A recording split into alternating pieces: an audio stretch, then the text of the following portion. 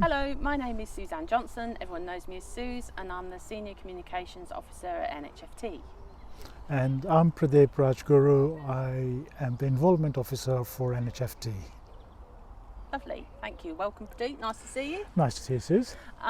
So today we're going to talk about well-being and how photography helps your well-being. So that's why today we've come to a beautiful place in Northampton called Abington Park, which is where you spend quite a lot of your days, Pradeep, don't you, coming down here and taking photos? It's like a second home to me. I love this place. It's just amazing. As we walked around, you saw how beautiful it is. Yeah. Love it here. So how long have you been doing photography? On and off for about 20 years, I think. But just tinkering with it. Yeah. But I've really got a passion for it over the last year and a half or so. And I think I'm hooked. Yeah. I can't go anywhere without my camera now. And what's your favourite? Do you like landscapes, portraits, or is it like using like a macro lens? For those people who are not sure, that's when you get those really close-up photos. At the moment, I'm trying everything I can. I've done birds here, I've done the landscapes here, portraits, but mostly dog portraits. Oh, yes. Humans move too much and they won't jump over the hoops. But I'm trying everything at the moment. But landscape and nature, I think, are my best. I really have passion for that. So, yeah. So since last March, we've all had to adapt to working differently. Some of us are working from home. Some of us are still going into the office. Our clinical staff are still out and about seeing our patients in the community and on the wards. But how has that affected your well-being? That was actually, for me, it did me a big favour because I started coming out with my camera. I had more time. I wasn't travelling to different locations, and I took that opportunity to be here every single morning. I start normally at 6 o'clock in the morning. I'm here before I go to work, and I think that's what's actually just fired everything up. I've loved it. Do you have a favourite place within this park that you like to visit perhaps every day? Or This lake itself is just amazing. It's so much life here. The bird life. You've got the swans, you've got the cormorants, you've got the herons, the ducks and the geese and the babies. It's just wonderful. Yeah, I love this. I'd actually see it as my back garden, to be honest. I think we'd all like this as our back garden. It would be beautiful. Yeah. But my favourite place, there's a bench over that side, which when the sun comes up, the sun comes up over here, and as you see it, the sun rising, you close your eyes and you feel the warmth on your face. Amazing, absolutely amazing. Yeah, couldn't beat it.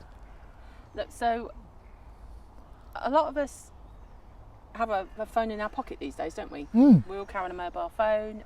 We're even filming this on a mobile phone. That's amazing, isn't it? Yes. It's amazing what you can do with it now. Yeah. So you're going to share some hints and tips with us on how to get that perfect shot on a mobile phone. Yeah, I think the first thing is don't be afraid to use your mobile phone. I think people think, just quick snap here, quick snap there. Just take a few seconds, just look and compose the picture. That's the first thing, get the horizon straight. Yeah. It makes a huge difference.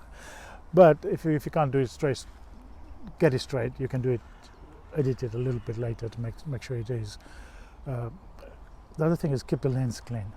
It's very important because the smudges, you can see the finger marks on it. Now, depending on what make of phone you use, say for a Samsung, if you were to take a picture and just touch the screen, you get a little circle, and below the circle is a slider, and this slider will adjust the exposure. Most people don't know about that, so you just tweak it slightly, and the whole picture changes. So when you say exposure, can you explain a bit more what that does? So say if you're taking the picture of the sun straight in front of you, the light will drown everything around it. Yeah. So what you do is you just reduce exposure so it gets a little bit darker, and that absolutely changes what the picture looks like. I think you can do it on the iPhone as well. But with an iPhone, when you touch the screen to focus on the subject, you get a little square. On the right of the square, it's the same slider. Does the same job. And just those couple of things will make such a big difference to the way you take your pictures. We've all got filters as well now, haven't we? On Oh, our phone? yes. They can make a huge difference too. Never be afraid to use the filters. Try different things, and I think you'll really find something that grabs you. There's a lady that I met here, and she was converting them into black and white photos, and now you want to see her within a few months. She's just does some amazing photographs. So yeah, I think there's people I think try to compare themselves with anybody else. Don't do that. Just do what you like and enjoy it, and that's what I do. I think we've been working differently now for about 18 months, is it? I think it's about that, 18 yeah. months. Yeah. And you've come here most days? Almost every day, yes. Yeah. What made you think that, you've come and you've enjoyed where you've been, you've taken your photo, actually you want to share that with people? I suppose that my question is around that. What made you think, actually, I want to put this on Twitter today? I put on Twitter every morning, to be honest. But the way it started was I put some pictures up in the early days of the lockdown, and I couldn't believe how many hits I had. So many likes and people making nice comments. And I thought, right, let's do a few more. And then it suddenly became an everyday thing. And not just on Twitter, but on Facebook as well. I even got on Instagram. Ooh. Yeah. Oh, sorry, Insta. You go with the kids. Yeah, with the kids. But that's my arty photos I put on there, the black and white ones and things. Yeah, so I try and take a decent photo every single day. Usually it's on my mobile phone. So the pictures you see on Twitter, they're usually taken with my mobile. Personally, I like to look back and through the day to think, right, where's Pradeep's photo? I want to have a look where you've been today. Yes, oh, wow. It helps with my well-being. And I don't think you realise what much of an impact that's made for a lot of people. I know quite a few people come back and say, "Oh yes, I really like your photo," but I didn't know it was that many people who actually enjoy it. And I think Facebook, I'm a member of a particular group, and I was totally shocked when I put some pictures on there and I got 1,000 likes, and I thought, "Ooh, I'm doing famous. Something right then. I'm doing something right here." But what that's done is actually encourage other people to take photos. So many more people are putting much better photos on, not realizing that they were good anyway. And to me, that is a real positive. People look forward to going out walking and taking the pictures.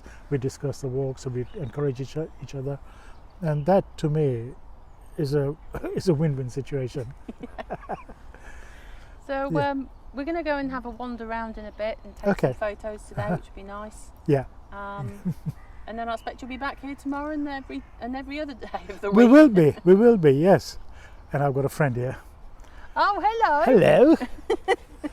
How are you? You've just been in the water. I'm all right, thank you. Yes, I've never been somewhere where actually everyone stops to say, "Hello, Pradeep."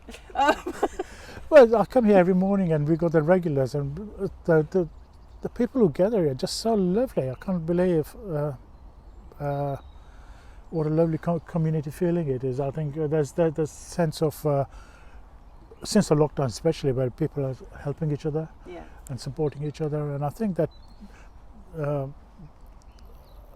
something I haven't seen for a very, very long time. I think it's one of the positives of what we're going through now.